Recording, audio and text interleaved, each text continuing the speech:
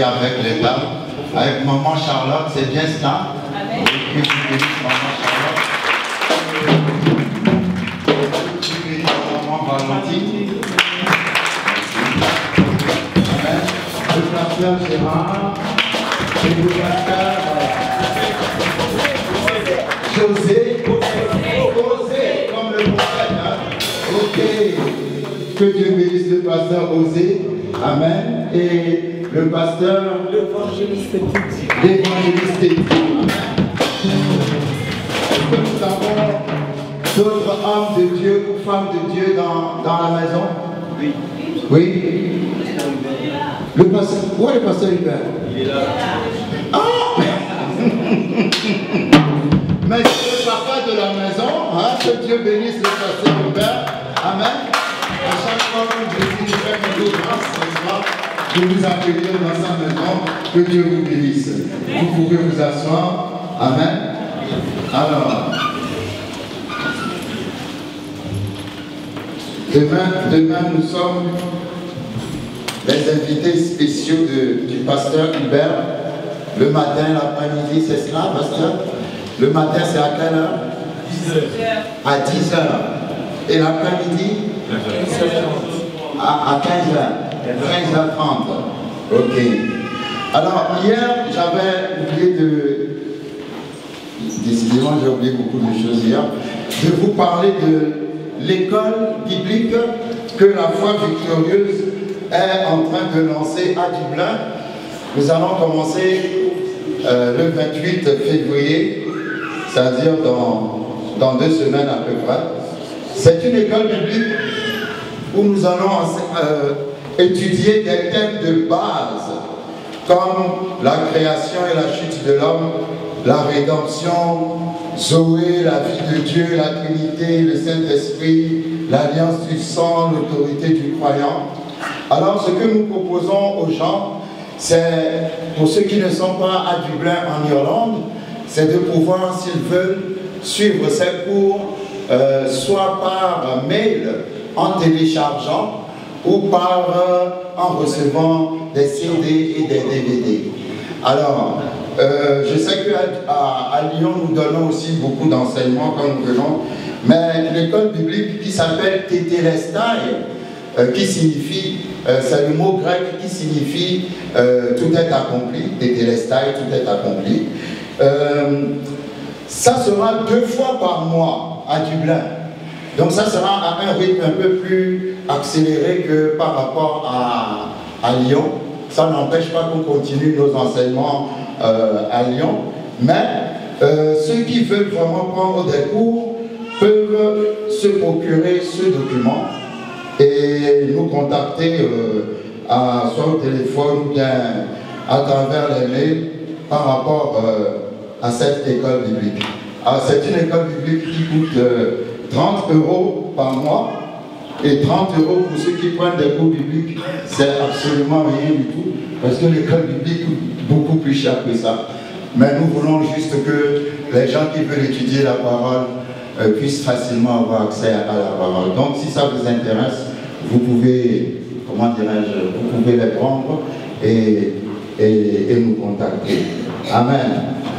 Merci Seigneur. Hier nous avons, le thème de notre rencontre c'est le Jésus-Christ, le destructeur de barrières. Amen.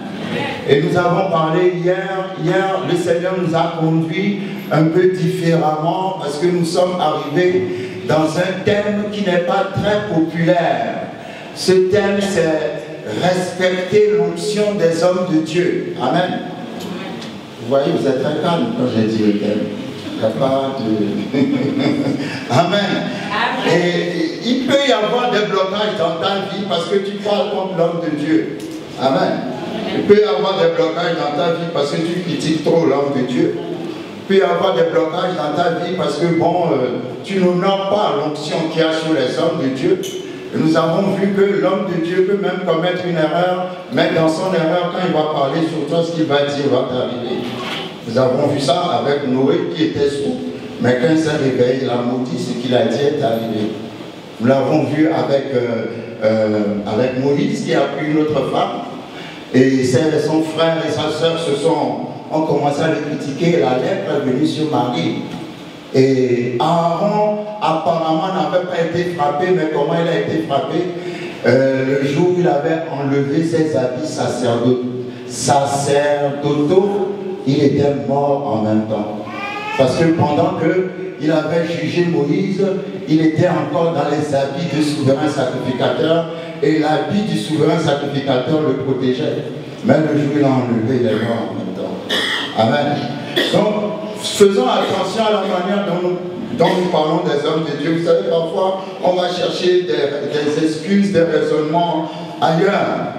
On croit que ça vient du village, que c'est la tante qui est sorcière, que c'est l'oncle qui est sorcier. Non, non, c'est très simple. Tu ne respectes pas l'homme de Dieu. Tu ne respectes pas la femme de Dieu. Ce n'est plus enseigné maintenant, mais on doit l'enseigner. Parce que Saül était supposé être le père de David. D'ailleurs, David appelait Saül mon père. Mais Saül faisait toujours tout ce qu'il pouvait pour tuer David. Par 2 fois, Dieu a tendu un piège à David pour voir quelle est la droiture de son cœur, si son cœur est droit ou s'il est aussi méchant que son ennemi. Et par 2 fois, David aurait pu tuer Saül, mais il a dit, je ne porterai pas la main sur loin de l'Éternel. Amen. Vous savez, une des raisons aussi pour lesquelles Dieu dit c'est un homme selon mon cœur, c'est parce que David respectait les choses de Dieu. David respectait l'onction de Dieu. Amen. Donc il avait toutes les raisons. Si David avait tué Saül, personne ne pouvait le condamner. Tout le monde lui donnerait raison. Mais il ne l'a pas fait. Amen. Pourquoi? Parce qu'il avait un respect pour l'homme de Dieu. Même quand Saül était mort, il y a quelqu'un qui est venu dire à David que c'est lui qui a tué Saül. La personne était venue mentir parce qu'en fait, Saül s'était jeté sur son épée. Mais la personne est venue dire oui, c'est moi qui l'ai tué, en pensant qu'en disant cela à David serait content et lui donnerait une récompense. Parce que beaucoup d'entre nous, si quelqu'un vient nous dire j'ai tué ton ennemi, on est content et puis on va lui donner une récompense. Et David a dit, mais comment as-tu osé tuer loin de l'Éternel? Et il a donné un ordre à un de ses soldats, on a découpé cette personne qui a prétendu tuer Saül. Il n'était même pas content qu'on ait tué Saül, alors que Saül ne rêvait que de sa mort à lui. C'est important ce que le Seigneur nous dit aujourd'hui, parce que c'est ça qui a quitté l'Église. Il n'y a plus de respect. Il n'y a plus de respect pour les hommes de Dieu, il n'y a plus de respect pour les femmes de Dieu. La différence entre toi et l'homme de Dieu, c'est que c'est l'onction. C'est vrai, nous sommes tous points, mais il y a des degrés d'onction. Amen. C'est comme on est tous pasteurs, mais il y a des gens qui sont un pour être pasteur, 2 pasteurs. Amen. On n'a pas tous les mêmes fonctions. ou ceux qui donnent cet enseignement diabolique en disant que oui, dans la loi, dans le temps de Moïse, on donnait la dîme aux sacrificateurs, donc maintenant nous sommes tous devenus sacrificateurs, donc on peut donner la dîme les uns aux autres. Qui a déjà entendu cet enseignement? Personne. C'est un enseignement diabolique parce que la dîme n'est pas pour les sacrificateurs dans le Nouveau Testament, c'est pour le souverain sacrificateur qui s'appelle Jésus. Alléluia. C'est pour ça que c'est bien d'aller à l'école biblique parce que les gens enseignent des doctrines diaboliques, des doctrines de démons aux gens. Et les gens aussi acceptent comme ça. Pourquoi? Parce qu'ils ne veulent pas étudier la parole de Dieu. Donc nous parlons de blocage. On prie pour toi pour qu'il y ait des ouvertures, mais les ouvertures ne vont pas s'opérer si tu ne respectes pas l'onction.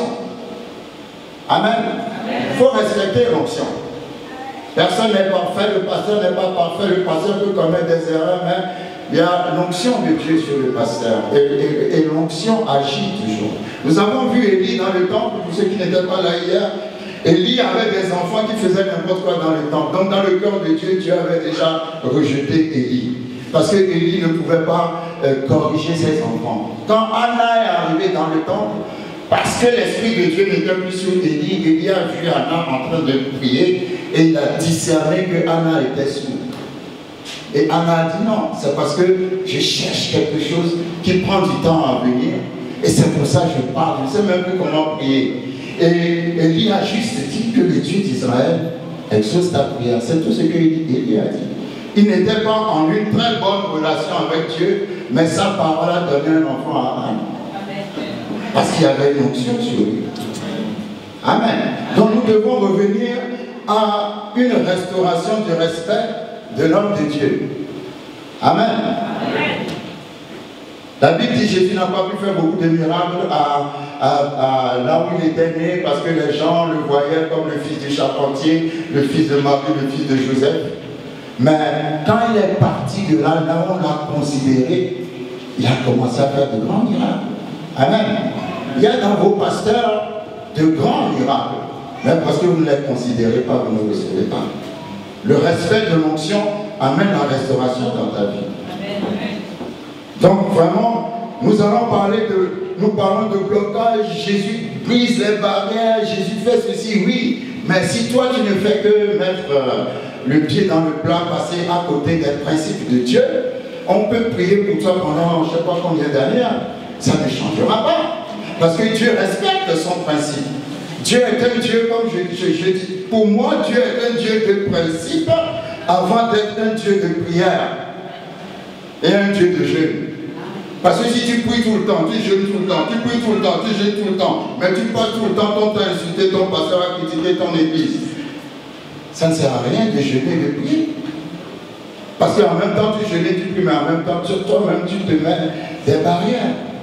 Alléluia. Et Dieu n'a pas pitié quand on ne respecte pas ses principes. Amen. Mais Dieu a dit, l'arche doit être porté par des hommes sur l'épaule. Amen. Et quand le char est tombé dans un trou et que l'arche voulait tomber, Usa a voulu empêcher l'arche de tomber. Est-ce que c'est mauvais ou c'est bien? C'est avec une bonne intention, mais quand il a touché, il est mort. Amen. Et la Bible dit, David a eu peur. Pourquoi? Parce que Dieu ne plaisante pas avec ses principes. Tu contournes les principes de Dieu, tu peux prier, je vais faire tout ce que tu veux. Les blocages seront toujours là. Parce qu'il y a des principes qui sont incontournables. Matthieu 5, 6 et 7. Il faut dire ça. Matthieu 5, 6 et 7. Des gens qui ne pardonnent jamais, qui ont toujours la rancune, la rancœur dans le cœur. Ben, on peut prier pour toi, faire autant de délivrance que tu veux. Les blocages seront toujours là. Pourquoi? Parce que tu ne respectes pas le principe de Dieu qui dit de pardonner à tes ennemis. Amen. C'est comme ceux qui passent leur temps à maudire leurs ennemis. La Bible n'a jamais dit de maudire tes ennemis. La Bible dit d'aimer tes ennemis. Il y a une église à Dublin où ils passent tout leur temps à jeter des malédictions sur les ennemis. À maudire les enfants, il faut tuer leurs enfants, on met des blocages. Mais ce n'est pas biblique ça. Jésus a dit, aimez vos ennemis et priez pour ceux qui vous maltraitent. C'est ça, non? Il n'a pas dit jugez vos ennemis, maudissez-les. Quand vous marchez par l'amour, et qu'eux ils se lèvent contre vous, c'est eux-mêmes qui se maudissent. On n'avait pas besoin de maudire. Qu'est-ce que tu as dit à Abraham? Béni soit quiconque te bénira, et maudit soit quiconque te maudira. Il ne lui a même pas dit c'est à toi de maudire ou bénir, non. Quelque si on vous fait du bien, la personne qui vous fait du bien recevra la bénédiction. Si on vous fait du mal, la personne recevra la malédiction. On n'a même pas besoin de maudire la personne. Amen. Ce sont des principes élémentaires. Parce que nous faisons de grandes choses. Nous faisons de grandes choses. Nous faisons des exploits. Nous voulons impressionner Dieu, mais personne ne peut impressionner Dieu. C'est Jésus qui a impressionné Dieu. Amen. Mais les choses élémentaires, très élémentaires, nous passons à côté. Oh Dieu, lui, il agit par rapport aux choses élémentaires, pas par rapport aux grandes choses. Alléluia. Il y avait deux personnes qui priaient dans la Bible, un publicain et puis je ne sais plus qui était l'autre. Le publicain disait, Seigneur, aie pitié de moi parce que j'ai beaucoup péché. Et l'autre priait en disant, Seigneur, je ne suis pas comme l'autre qui a beaucoup péché. Lui-même, il se considérait déjà au-dessus de l'autre. Mais en fin de compte, la prière qui a été reçue, c'est la prière du pécheur. Alléluia. Il nous faut beaucoup d'humilité, n'est-ce pas? Donc, vraiment, il faut respecter ton pasteur. Amen. Il faut arrêter de critiquer les églises, il faut arrêter de... Vous savez, les pasteurs font des sacrifices que vous ne savez pas. Pendant que vous achetez une BMW, le pasteur, lui, sacrifie la BMW pour payer le loyer de son église. Parfois, il n'a pas assez pour payer le loyer de sa maison, mais il fait ce sacrifice. Et les femmes de pasteurs sont des femmes qu'il faut beaucoup apprécier, parce qu'elles acceptent ce sacrifice-là. Mais les gens de l'église ne reconnaissent pas toujours. Ils sont toujours en train de critiquer. Dieu ne peut pas vous bénir pendant que vous critiquez quelqu'un qui fait des sacrifices pour lui. Ce n'est pas possible. Amen.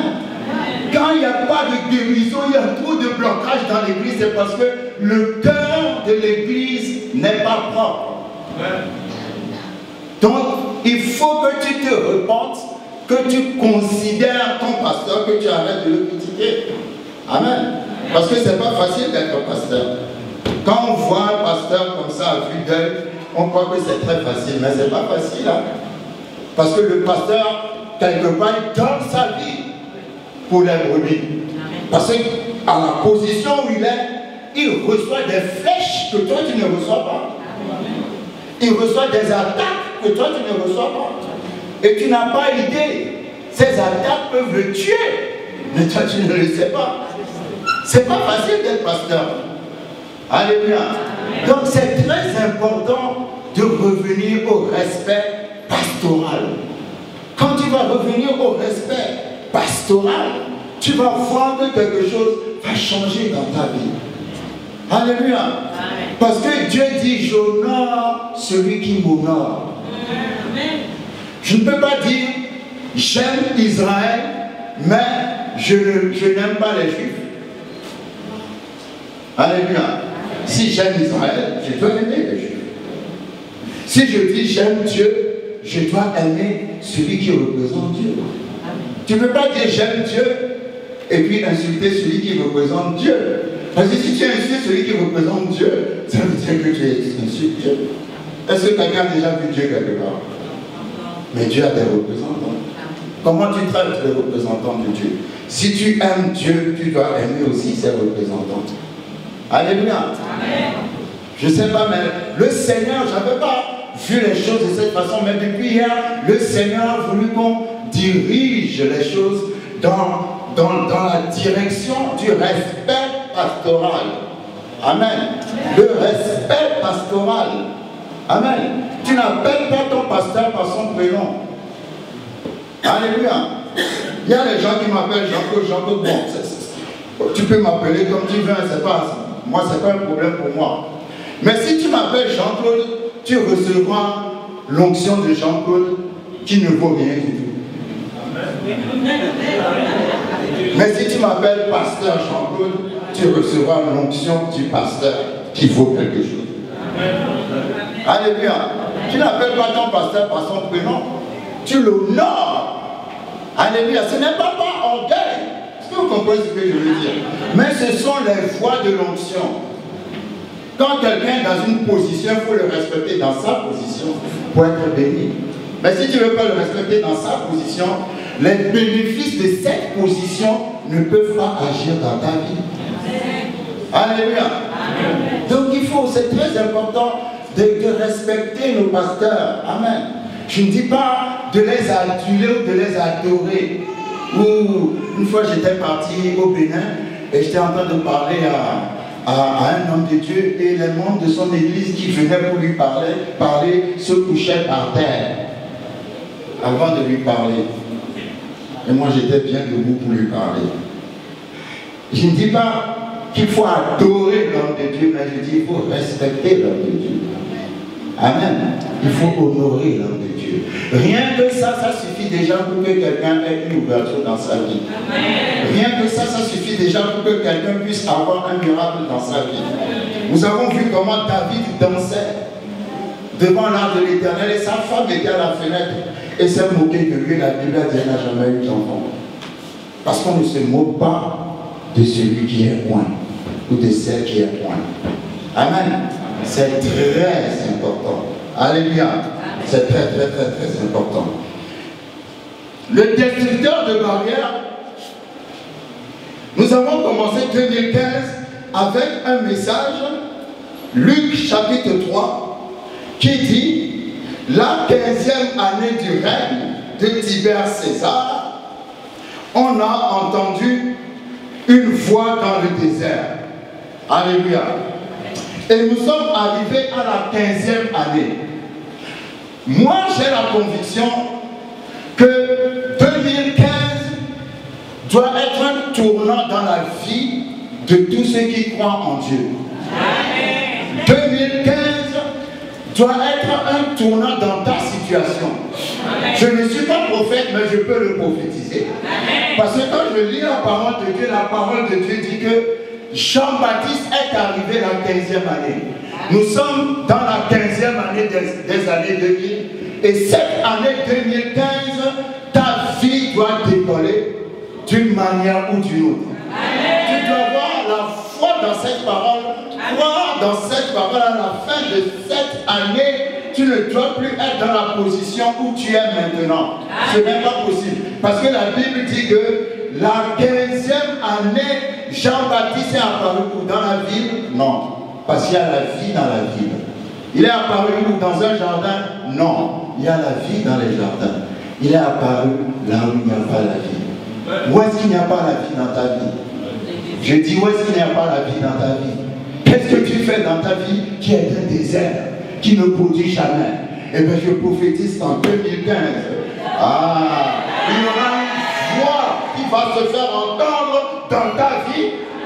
La Bible dit, Jean-Baptiste a dit, je suis la voix de celui qui crie. Je ne suis pas celui qui crie, mais je suis sa voix. Amen. Alléluia. Amen. Je suis sa voix et sa voix dit, aplanissez.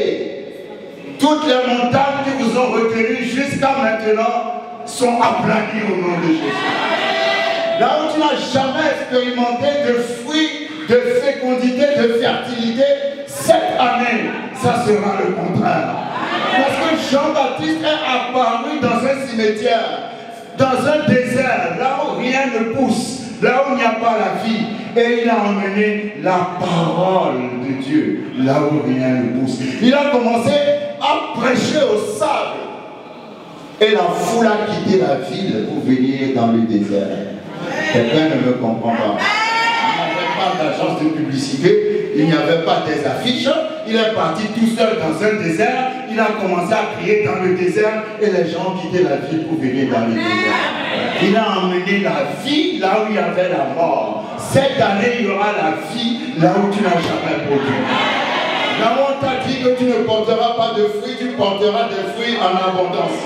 Parce que cette année qui est la 15e année, on entendra la voix du prophète dans ton désert. Aplanissez les chemins de celui qui vient au nom du Seigneur. Les chaînes tombées, je vois les barricades et les barrières disparaître de ta vie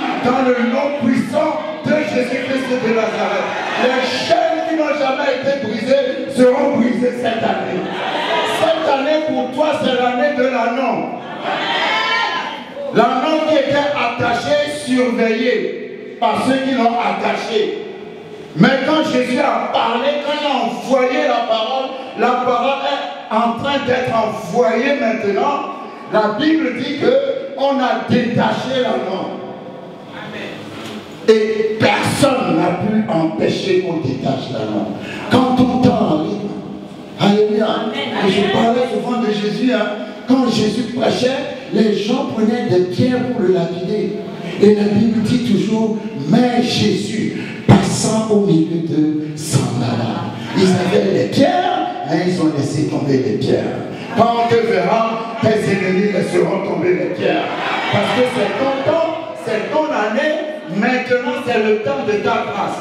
Tout ce que tu vas faire va réussir. Quelqu'un ne me comprend pas. Quand je parle, tu me regardes comme si j'étais en train de parler une autre langue. Je dis tout ce que tu vas faire cette année, ça va réussir. Je le dis encore. Dans le nom de Jésus, rien ne va vous résister. Rien ne va vous résister. Au nom puissant de Jésus-Christ de Nazareth. Au nom puissant de Jésus-Christ. Tous ces démons qui vous ont attachés et qui ont passé leur temps à vous surveiller vont vous relâcher maintenant. Dans le nom puissant de Jésus-Christ de Nazareth. Et on a parlé de la frustration de cet annon. Parce que l'annon est créé pour porter des gens. L'annon a porté, l'âne ou l'annon a porté Abraham jusqu'à la montagne de Moriah. L'âne a porté le prophète Balaam. L'âne a même parlé au prophète Balaam. L'âne a été créé pour porter des gens.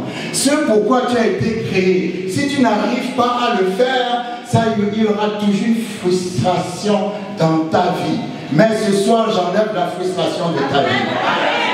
Tu iras là où tu... Vous savez, dans le mot destin, il y a le verbe destiné. Ça veut dire que tu as été destiné à une place spécifique. Tu n'es pas à la place qu'il faut. Même si là où tu es, tu gagnes des millions, tu ne peux pas être heureux si ce n'est pas la place qui a été destinée pour toi. Mais cette année 2015, tu rentreras dans ta destinée. Et cet annon a souffert. On s'est moqué de lui. Parce que les autres anons ont dû se dire, regardez-moi celui-là où c'est là qui est toujours attaché, qui ne fait rien, qui ne vaut rien. Il y a quelqu'un qui a toujours été attaché et les gens se sont toujours moqués de toi. Mais maintenant ton temps est arrivé.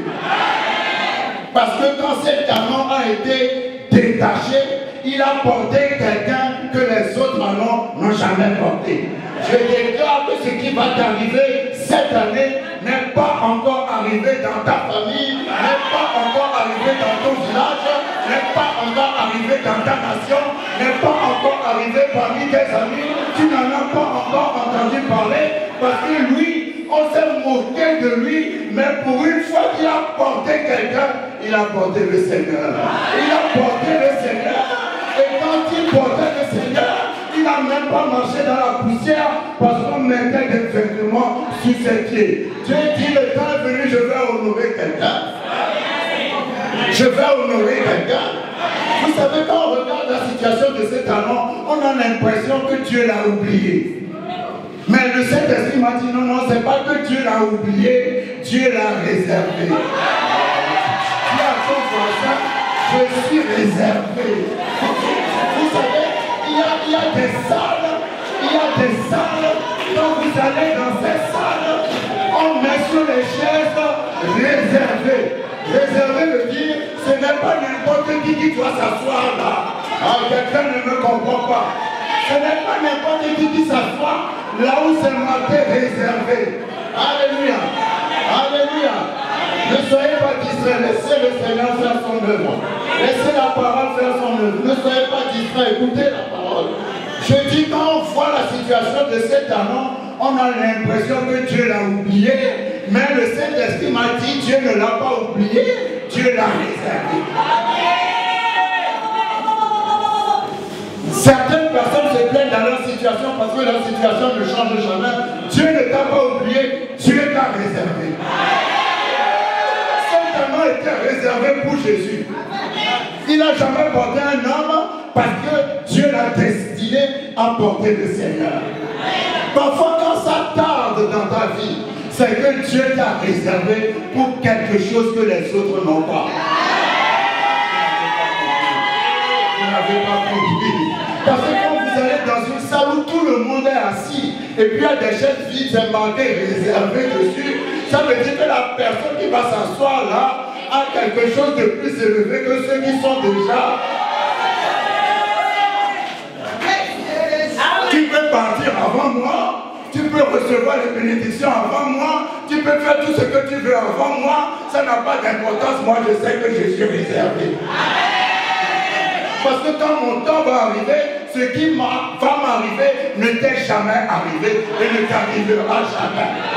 Je n'ai jamais vu un âne pour qui on a dressé des vêtements par terre pour que ses pieds ne marchent pas dans la poussière. Mais c'est arrivé à cet année. Ça t'arrivera cette année. Dans le nom puissant de Jésus.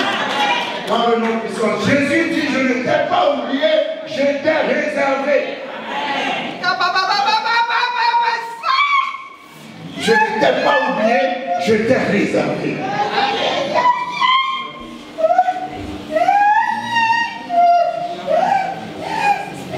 Le père de Jean-Baptiste s'appelait Zacharie, qui en hébreu signifie celui dont l'Éternel se souvient. Et sa femme Élisabeth signifie celle à qui une promesse a été faite. Mais quand vous voyez comment ils ont vécu, Zacharie, c'est comme si Dieu l'a oublié, et Élisabeth, c'est comme si elle est née pour ne pas recevoir de promesse. Jusque dans leur vieillesse, ils n'ont pas compris parce qu'ils ont prié toute leur jeunesse pour avoir un enfant.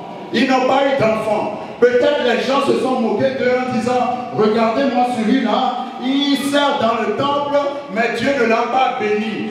Mais quand Jean-Baptiste allait naître, Dieu a envoyé un ange pour parler à Zacharie. Et la Bible dit, alors que Zacharie accomplissait son travail dans le temple, c'est-à-dire pendant toute sa jeunesse, il a été stérile, mais il n'a pas abandonné Dieu. Pendant toute sa jeunesse, ils ont prié, mais ils n'ont jamais eu d'enfant. Mais quand l'ange est arrivé dans sa vieillesse, au moment où il pensait qu'il ne pouvait pas avoir d'enfant, l'ange lui a dit, les prières que tu as faites quand tu étais jeune, il a même oublié ces prières ont été exaucées. Les prières ont été exaucées quand tu les as faites, mais elles n'ont pas encore été accomplies. Parce qu'il y avait un temps qui était réservé. Maintenant, le temps de la réservation est fini.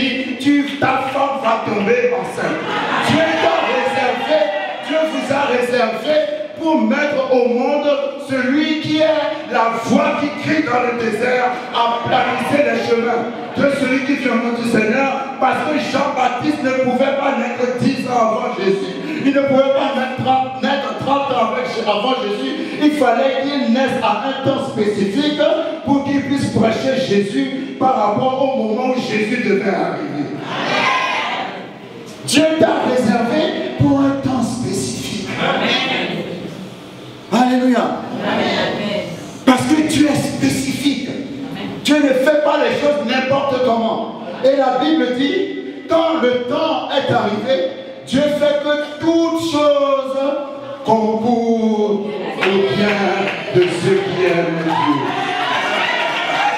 Toutes choses concourent au bien veut dire toutes choses travaillent pour mon bien. Nous avons vu quand Ruth est arrivée dans le champ de Boaz, Boaz aussi est arrivé en même temps dans le champ. C'est un rendez-vous divin. Dieu fait des rendez-vous divins. Parce que quand vous lisez l'histoire de Zacharie dans lui, la Bible dit que quand le tour de sa classe était arrivé, il fut choisi par le sort. Parce que David avait divisé les sacrificateurs en 24 classes. Il fallait que ta classe arrive pour faire le travail dans le temple, mais quand ta classe arrive, il faut que tu sois choisi dans ta classe. Parce que c'est pas parce que ta classe est arrivée que forcément on doit te choisir. Mais Dieu a fait que toutes choses aient travaillé ensemble, parce que non seulement le temps de sa classe est arrivé, mais en plus c'est lui qui a été choisi dans sa classe. Et sa classe était la 8e classe sous les 24 classes. Et le chiffre numéro 8 signifie nouveau commencement. Non, non, non, non. Il a un nom que personne n'a encore porté. Ah, quelqu'un ne suit pas mon message aujourd'hui. Parce que ce que Dieu va te faire, il ne l'a pas encore fait dans ta famille. Je n'arrête pas de le dire. Il ne l'a pas fait dans ton village. Il ne l'a pas fait dans ta vie. Il ne l'a pas fait dans ton pays. Il ne l'a pas fait dans ton continent. Nouveau commencement. L'enfant portera un nom que personne n'a porté dans sa famille. Alléluia. Je déclare que cette année, tu porteras un nom qu'on n'a jamais porté. Tu seras la tête de la nouveauté dans ta famille. Tu seras la porte de la nouveauté dans ta famille. Dans le nom puissant de Jésus. Dans le nom puissant de Jésus-Christ de Nazareth. Dans le nom puissant de Jésus. Quand nous lisons Genèse chapitre 38, Genèse chapitre 38 nous parle d'un homme qui s'appelle Judas. Judas fait partie des 12 fils de Jacob. Vous savez que Jacob avait 12 fils et une fille qui s'appelait Dina. On ne parle pas beaucoup de Dina, parce que bon, ben, c'est comme ça. Sinon, il avait 12 fils et parmi ses fils, il y en avait un qui s'appelait Judas. Judas signifie quoi? La louange. Judas signifie la louange. C'est pas pour rien que Jésus est descendu de la tribu de Judas, parce que Jésus mérite nos louanges. Alléluia. La Bible dit, dans Genèse 38, la Bible nous parle de Judas et d'une femme qui s'appelle Tamar. Ce qui est très intéressant, on ne va peut-être pas aller directement dans tout le texte, c'est que Judas avait 3 fils. Amen. Le premier fils qu'il avait s'appelait Er. Et à ce fils qui s'appelait Er a épousé une femme qui s'appelait Tamar.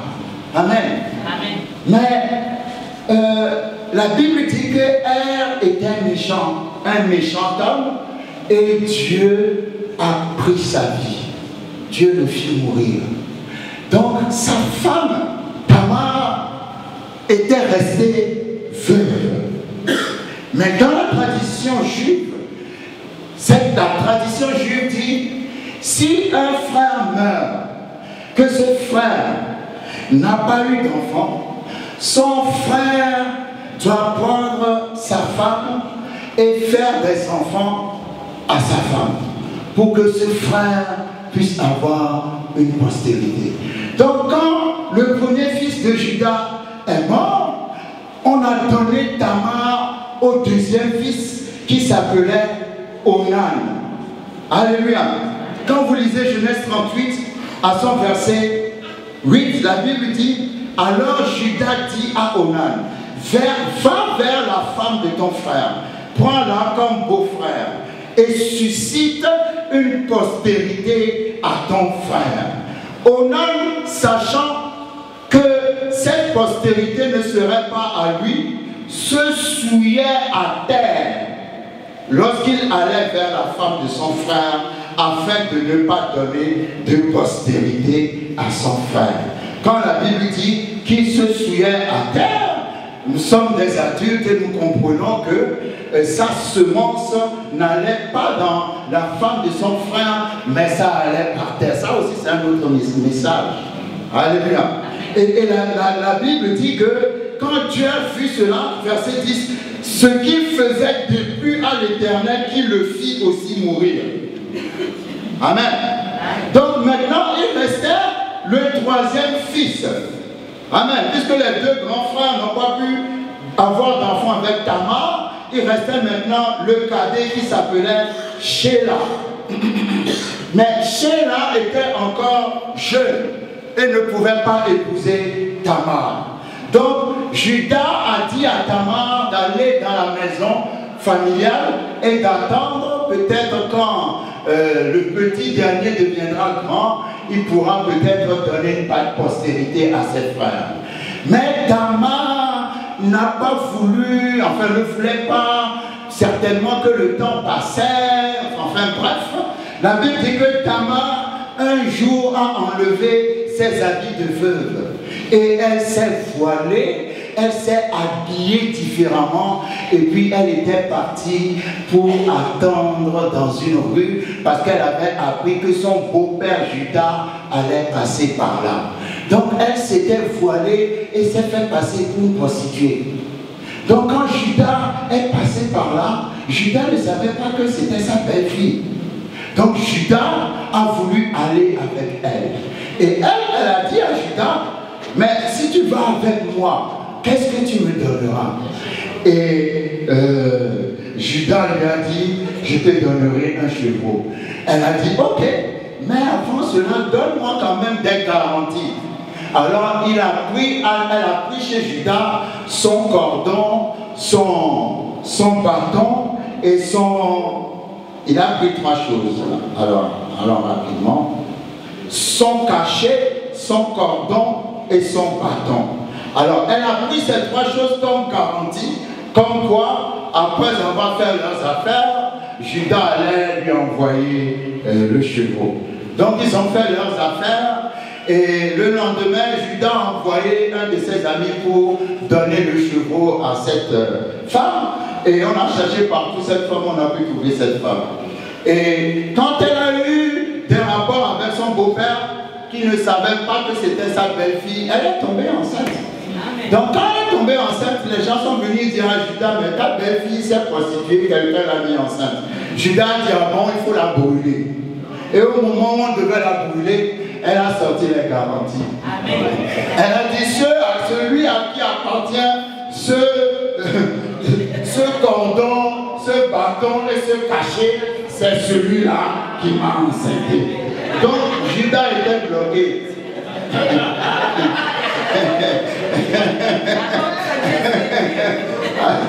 Vous savez, j'aime quand Dieu bloque les gens. Hein. Vous savez, j'aime trop ça. Quand David a pris la femme d'Uri, hein, Dieu a envoyé Nathan, son prophète, pour lui dire, il y a dans ta vie un homme très riche qui voulait faire la fête. Et cet homme très riche qui voulait faire la fête est parti prendre la seule brebis du pauvre pour tuer pour ses invités. Et David a dit, dans mon royaume, ça là est arrivé. Il s'est levé, il a dit, cet homme doit mourir. Et le prophète a dit, cet homme, tu dis à ton voisin, tu regardes toujours mon problème, mais toi aussi. Il y a des gens qui critiquent toujours les autres, mais ils font pire que les gens qui critiquent. Là, jamais remarqué ça. Donc David était bloqué. J'aime quand Dieu bloque les gens. Et il te met dans une situation où tu ne peux plus rien dire. Hein, là, tu vois que tu n'es pas différent des autres. Alléluia. Avant, tu croyais que tu étais plus que les autres, mais finalement, tu vois que nous sommes tous les mêmes. Même pareil. Amen.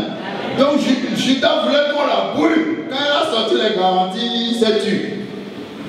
Et il s'est dit, bon, puisque c'est comme ça, mon dernier enfant qui a grandi n'a pas besoin d'aller avec elle. Et la Bible dit que elle avait des jumeaux dans son ventre. Vous savez ce que j'aime chez Dieu? Quand vous lisez la parole de Dieu, vous allez voir des choses bizarres, des choses immorales, des choses qui n'ont pas de sens. Mais quand vous voyez la généalogie de Jésus, Jésus est sorti de tous ces gens bizarres. Amen. Amen.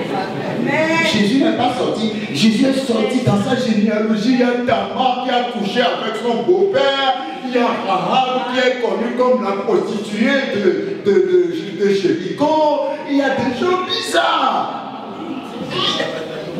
Jésus est sorti de tous ces gens-là. Tous ces gens sont dans la généalogie de Jésus. Parce que Jésus est venu pour tout le monde. Amen. Alléluia. Amen. Donc la Bible dit qu'elle était enceinte, verset 27, Genèse 38. La Bible dit qu'elle était enceinte de jumeaux. Quand elle fut au moment d'accoucher, voici, il y avait 2 jumeaux dans son ventre. Quelqu'un doit se demander où il va comme ça. Non, on va quelque part. Dis à ton voisin, on va quelque part. Et pendant l'accouchement, suivez-moi bien, il y en a eu un qui présenta la main. Au moment où Tamar allait accoucher, un des jumeaux a présenté la main. Il voulait sortir par la main. Vous avez déjà vu un enfant qui est né et puis c'est les mains qui sont sorties. Alléluia. L'enfant présentait la main et la sage-femme a pris sa main et la sage-femme a mis un bracelet, un filet, un cordon rouge à son poignet. Amen. Certainement, comme elle savait que c'était un jumeau pour faire la différence. Et quand elle a mis le cordon rouge, elle a dit, c'est celui-ci qui est l'aîné. Et puis quand la main est sortie, elle a mis le cordon rouge, d'un seul coup la main s'est retirée. Et oui, il y a des choses bizarres dans la Bible. Donc, la main s'est retirée, et quand la main s'est retirée, la tête de l'autre est sortie.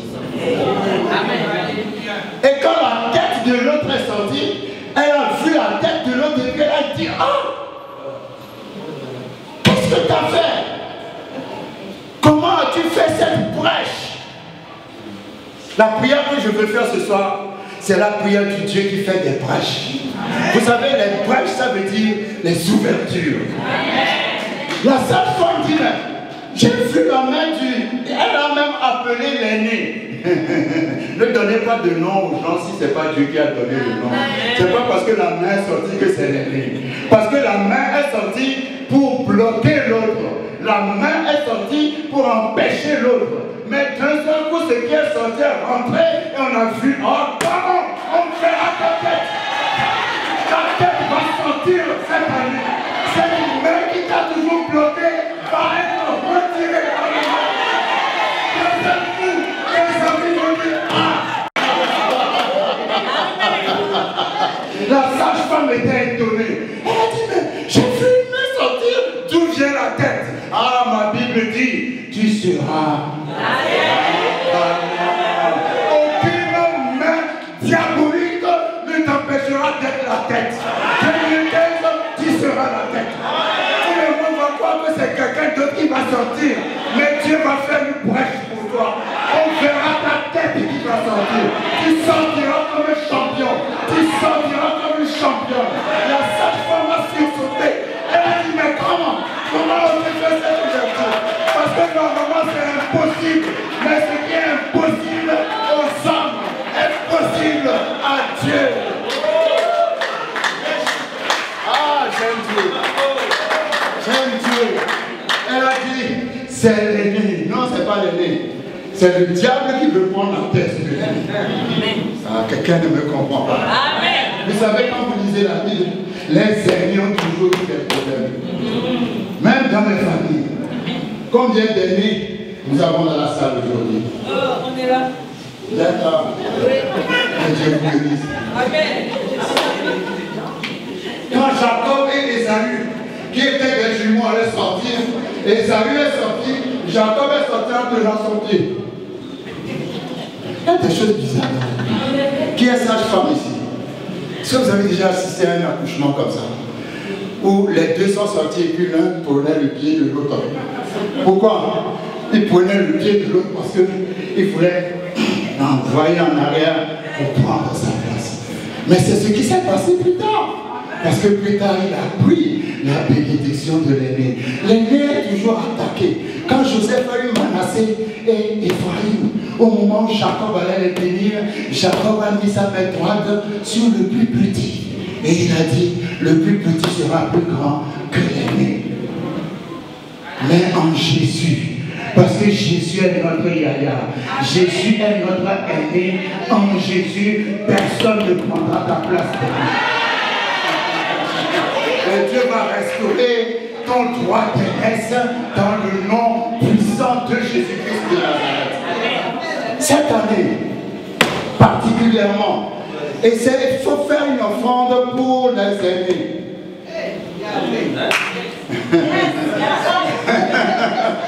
Il faut faire une offrande pour les aînés. Faites une offrande, amenez-le à vos pasteurs. Pas à moi, à vos pasteurs. Si vous savez, la foi c'est où tu crois ou tu ne crois pas. Si tu ne crois pas, c'est pas un problème, c'est pas une obligation. Mais si tu crois, fais une offrande, même si tu n'es pas aimé pour ton fils aîné ou pour ta fille aînée. Fais une offrande. Dieu a dit à moi, les aînés, les premiers-nés. Amen. Parce que les premiers-nés sont toujours combattus, même dans la vie. On a toujours voulu prendre leur place. Dans la vie, parfois, ils ne réussissent pas toujours bien, ils sont comme une mauvaise référence pour les autres. Le diable cherche toujours le premier, cherche toujours à attaquer le premier. L'aîné, c'est la dîme. C'est le prémisse. C'est le premier. Alléluia. Consacre ton aîné à Dieu. Alléluia. Si tu as la foi dans cette parole, dimanche prochain, tu fais une offrande à ton pasteur, pas à moi. Alléluia. Que ton pasteur prie pour toi. Si toi-même tu es aîné aussi. Parce que ce que je dis est démontré dans la Bible, que les aînés ont toujours la vie très dure. Alléluia. Il faut prier pour vos aînés. Il faut consacrer vos aînés. Alléluia. Parce que les aînés, je ne sais pas, mais il y a toujours quelqu'un qui veut prendre leur place. Quand cet enfant voulait sortir, une main est sortie. Alléluia. La main est sortie pour empêcher la sortie du véritable aîné. Mais Jésus est le destructeur des barrières. Toute main qui sort du monde des ténèbres pour empêcher ta vie est brisée ce soir dans le nom de Jésus. Toute main de sorcellerie qui opère dans ta vie, qui opère dans la vie de tes enfants, qui opère dans ton foyer, qui opère dans ta maison est brisée ce soir dans le nom de Jésus. Toute main, d'où que sorte cette main, que ça vient des fétiches ou de je ne sais quel monde, qui est toujours sorti pour t'empêcher. Quand la porte veut s'ouvrir, la main vient t'empêcher. Quand quelqu'un veut venir vers toi, on ne te voit pas, la main vient l'enlever. Cette main qui met un masque sur ton visage, les hommes te voient, mais ne te voient pas, ils voient autre chose. Aujourd'hui, le masque est détruit dans le nom de Jésus. Le masque est détruit dans le nom de Jésus. Je dis le masque est détruit dans le nom de Jésus. Quelqu'un est assis à côté de son mari, mais son mari ne la voit pas. Quelqu'un est assis à côté de sa femme, mais sa femme ne le voit pas. Parce qu'il y a une main qui a mis un masque sur ton visage. Mais aujourd'hui, la Bible dit la main est sortie et la main s'est retirée. Ah, la main va se retirer dans ta vie. Levons-nous. La main va se retirer de ta vie aujourd'hui. Je ne sais pas quelle manipulation spirituelle il y a dans ta famille. Il y a déjà, à chaque fois que la porte s'ouvre, il y a toujours un blocage. À chaque fois que l'ouverture vient, il y a toujours un blocage. Il y a une main qui veut prendre ta place. Mais personne ne prendra ta place. La place que Dieu t'a réservée est pour toi. Quel que soit ce qui va se passer. Nous avons vu hier que Dieu est capable de créer un événement juste pour t'élever. Dieu a envoyé la famine en Égypte pour que Joseph devienne premier ministre. Il a frappé tout un pays pour une seule personne. Oh, comment? Je donnerai le peuple à ta place parce que je t'aime et tu as du prix à mes yeux. Je vais créer un événement qui fera que tu partiras du bas pour aller en haut. Tu partiras du dernier pour devenir premier. Personne ne prendra ta place. Que toutes les mains qui sont sur vous, qui ne sont pas les mains de Dieu, disparaissent maintenant dans le nom puissant de Jésus-Christ de Nazareth. Que toutes les mains qui ont toujours emmené la pauvreté dans ta vie, qui ont toujours emmené le malheur dans ta vie, qui ont toujours emmené la maladie dans ta vie, soient brisées maintenant dans le nom de Jésus. Que toutes les mains qui veulent vous ramener en arrière ou vous bloquer, qui sortent du monde des ténèbres, soient détruites maintenant dans le nom puissant de Jésus. Dans le nom puissant de Jésus. Dans le nom puissant de Jésus. Dans le nom puissant de Jésus. Dans le nom puissant de Jésus. Dans le nom puissant de Jésus. Dans le nom puissant de Jésus. Je remplace la main du diable par la main de Dieu. Que la main de Dieu vienne sur ta vie. Que la main de Dieu soit sur tes enfants. Que la main de Dieu soit sur ton travail. Que la main de Dieu soit sur ton mariage. Que la main de Dieu soit sur ta maison. Que la main de Dieu soit sur tes activités. Que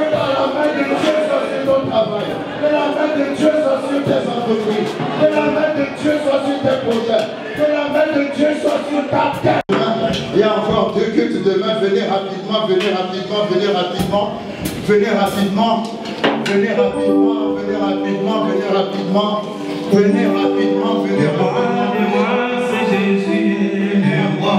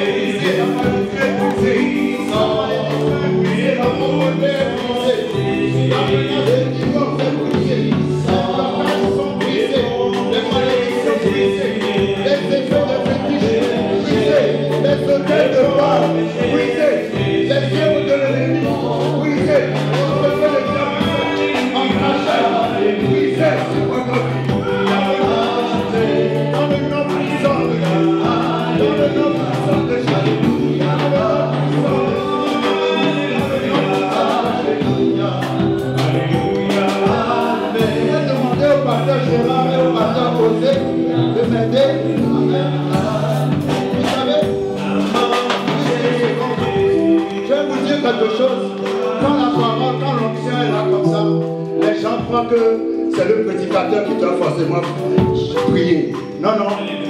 Dans le monde spirituel, c'est pas comme ça. C'est que l'onction qui règne vient sur les hommes de Dieu aussi. Amen. Que ce soit moi ou un autre pasteur, ça n'a pas d'importance. C'est la même onction. Amen. Donc le pasteur Gérald, le pasteur José, aidez-moi s'il vous plaît. Aidez-moi s'il vous plaît. Imposez la main aux gens, priez pour les gens, comme ça on va aller plus vite. Seigneur, merci. Oui, le pasteur Hubert, je ne veux pas le fatiguer, mais s'il veut, il peut venir. Sinon, je ne voulais pas le fatiguer.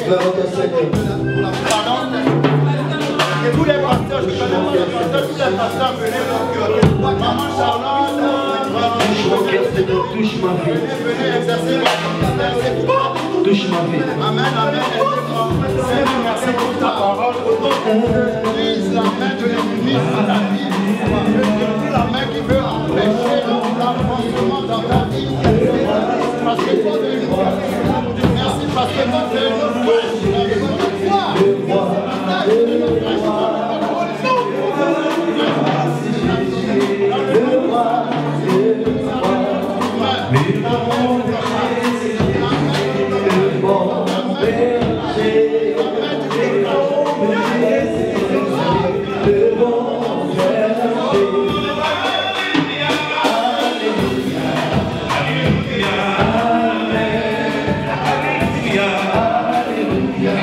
Alléluia.